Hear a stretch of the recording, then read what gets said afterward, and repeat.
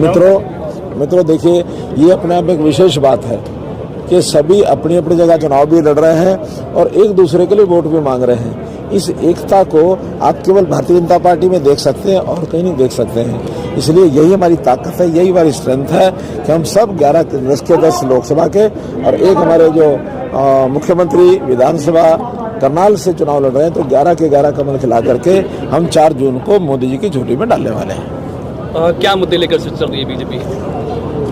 देखिए, सुशासन के नाते या मोदी जी के जो 10 साल की अचीवमेंट्स हैं, वो सब कांग्रेस की 55-60 साल की जो अचीवमेंट्स हैं उन पर भारी पड़ रही हैं।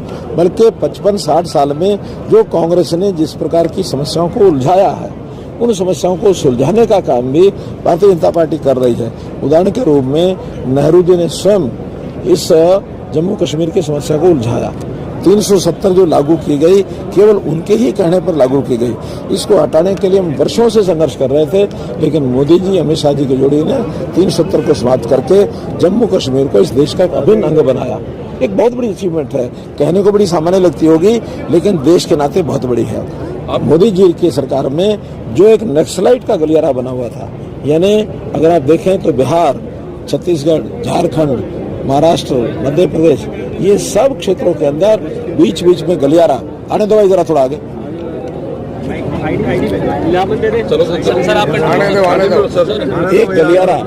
एक गलियारा जो बना हुआ था, उस गलियारे के कारण से कभी ऐसा लगता था कि कहीं ऐसा ना हो कि देश 2 हिस्सों में ना बट जाए। लेकिन उन्होंने नक्सलाइट्स के साथ अपनी टीम के माध्यम से, अपने जो सिस्टम है उसके माध्यम से बातचीत की। आज मैं कह सकता हूँ कि सभी जो नक्सलाइट्स हैं उन्होंने सरेंडर करना शुरू कर दिया, और सरेंडर करने के साथ आज देश, उसकी एकता मजबूत हुई है।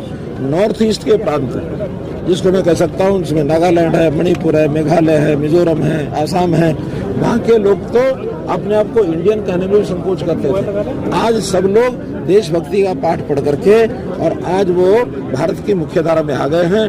वहाँ बहुत पूरा विकास भी हो रहा है। मोदी जी, अमित शाह जी बार बार वहाँ जा रहे हैं, और तो और आधे से ज्यादा प्रांतों में भारतीय जनता पार्टी की या तो सरकार बनी है या फिर वह आज विपक्ष में हम बैठे हैं। तो देश की एकता अखंडता बहुत बड़ा विषय है। मनोहर जी, आप भांजे के लिए तीसरी बार सिरसा आए हैं, क्या मैसेज देंगे?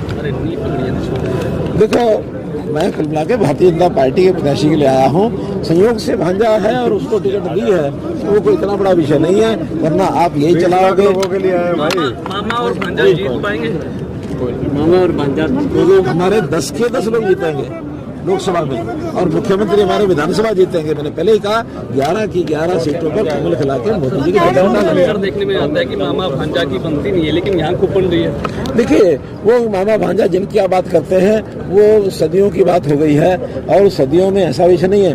मामा भांजा का प्यार भी बहुत होता है जब होता है, ठीक है ना। तो इस प्यार के नाते जो 3 दलीय विधायक बीजेपी का साथ छोड़ चुके हैं, कांग्रेस को समर्थन दे चुके हैं, अब जो राज्यपाल को भी लिखा गया है, खासकर दुष्यंत चौटाला और कांग्रेस की तरफ से लिखा गया है कि विपक्षी पार्टियां हैं, उनको जो चीजें लिखनी है लिखें, उसमें असर नहीं पड़ता है, क्योंकि उनका जो गणित है 30 और 3 जमा 33 करते हैं।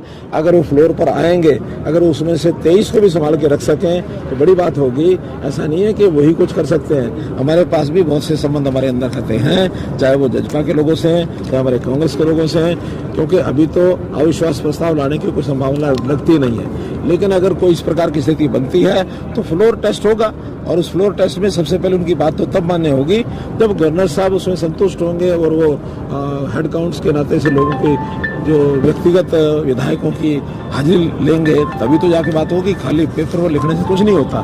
तो इसलिए ये गवर्नर साहब को निर्भर करता है, स्पीकर साहब को निर्भर करता है कि आगे कार्रवाई क्या करें। सर, जेजेपी के कई विधायकों ने बीजेपी को समर्थन दिया है, अलग अलग लोकसभा दिया है। मैं यही तो कह रहा हूँ कि वो केवल 30 जमा 3 का गणित न सोचें, दूसरे गणित पे जो बन रहा है उनका विचार करेंगे तो ध्यान में आएगा। उनकी हिम्मत ही नहीं है कि इस बात को आगे बढ़ा सकें।